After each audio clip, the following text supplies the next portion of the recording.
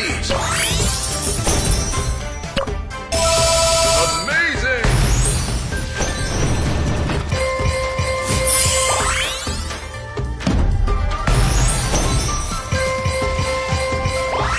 Richly deserved.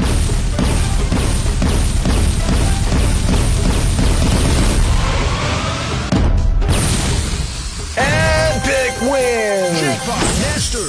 Play now.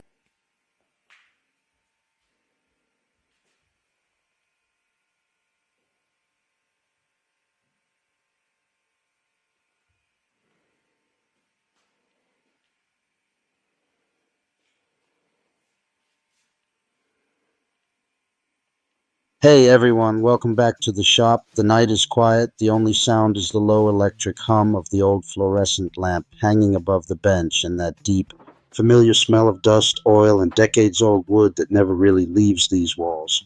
In front of me lies a relic, a massive early 2000s computer monitor, the kind with a thick glass screen and a plastic case heavier than some modern televisions. To almost anyone else, this thing is electronic waste, something to be tossed into a dumpster without a second thought. But when I look at it, I don't see junk. I see a perfect 250 millimeter disc of crystal clear acrylic that has been hidden from the world for 20 years, just waiting for the moment it gets to spin again. There's something almost sacred, almost meditative about rescuing objects the rest of the world has already written off. This monitor once sat on someone's desk while they sent their first nervous emails, watched grainy YouTube videos at 360p, laughed at stupid memes, maybe even edited their wedding photos. It was part of countless small human moments, and now every circuit board, every screw, every tired capacitor inside it is dead, except this one piece of acrylic that is still flawless. Tonight, that forgotten piece becomes the heart of a real workshop machine, a disc sander that will quietly, faithfully smooth wood long after both it and I are gone. We're not building this because I can't afford a factory-made sander. We're building it because only when you take trash in your hands, cut it, weld it, balance it, and finally hear it roar to life, do you truly understand what a tool actually is. A tool is not a product. A tool is a conversation between you, the material, and time itself. Tonight, the conversation partners are a 750-watt motor that somehow survived 3 completely burnt-out ventilation systems, random pieces of rusty square tube that have been leaning against a wall for years, and this thick, honest piece of acrylic that outlived its original purpose by 2 decades. 3 orphans, 1 new life. Let's begin. Disassembling an old monitor always feels like performing an autopsy on a small slice of history. You remove screw after screw, the plastic creaks and sighs like it's reluctant to give up its secrets, and finally you lift away the shroud. And there it is, 8 millimeters of perfectly clear acrylic, untouched by scratches, untouched by sunlight for 20 years. I run my finger across the surface and it's cold, almost icy, but completely brutally honest. This material never pretended to be anything it wasn't. It just waited, cutting a perfect 250 millimeter circle without a CNC or a laser is an act of pure trust. Trust in the blade not to wander, trust in your hands not to shake, trust in the acrylic not to crack under pressure. You draw the circle the old school way, find the center with a compass and a steady pulse, and then you guide the blade slowly, breathing with the machine. When the disc finally drops free, it lands on the bench with a soft, satisfying thud, the exact sound something makes when it is born for the second time. Down on the floor waits the motor. It looks tired, covered in dust and old grease, but when I cleaned the bearings last week, it spun as smoothly as the day it left the factory.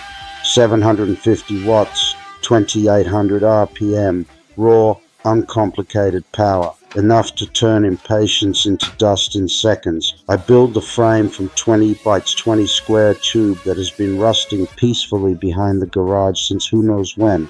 I cut, I weld, I grind, I paint everything matte black so the machine almost disappears into the shadows and only the spinning disc remains the star of the show. Every extra gram, every unnecessary bracket I leave out. The secret to any good homemade tool is ruthless minimalism. Include nothing that doesn't have a reason to exist. Less is never lazy when it's honest. The work table is made from another piece of acrylic, thinner this time, almost delicate, but still strong enough to take real punishment. I cut a precise slot so the disc can rise through it like the moon through clouds. Then I add the angle adjustment, a couple of slotted brackets, a wing nut, and suddenly it tilts smoothly from 0 to 50 degrees. Nothing here is over-engineered, nothing is fragile. It's crude, honest, and accurate to within half a degree, exactly what you need and not a single thing. Across the entire face of the big disc, I glue industrial-grade hook and loop. When the first sheet of 80 grit abrasive rips onto it, the sound is pure commitment, like tearing open a letter you already know will change everything. Under the table, I weld a simple 50mm dust port aimed directly at the point where wood meets grit. Later, when a shop vac is connected, the storm of sawdust will vanish before it even learns your name. Clean work is respectful work. The first power-up is always the moment of truth. The disc wakes, slowly finds its balance, then suddenly screams into full voice. For a split second, I'm afraid the acrylic will explode into 1,000 shards, but it doesn't. It just sings. I take a rough piece of oak that has been sitting in the corner since last winter and press it gently against the spinning surface. Centuries of growth, storms, sun, and wind disappear in warm golden snow that gets sucked away instantly. There is a deep, almost spiritual peace in that moment, watching time itself being erased while simultaneously creating something smooth, something new, something that will probably outlast me by another century. I switch to 240 grit and run the same board again. One more pass and the surface feels softer than skin, warmer than skin, alive in a way no piece of fresh lumber ever feels.